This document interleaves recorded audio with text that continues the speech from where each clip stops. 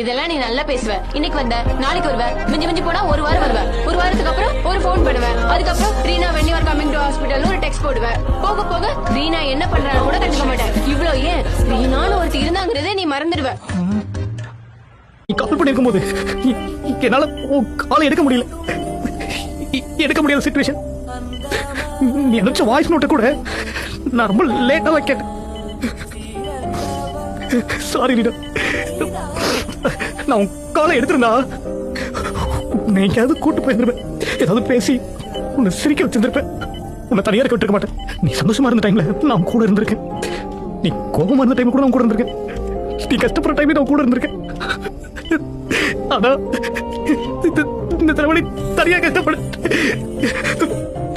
என்னால உன் கூட இருக்க முடியாது.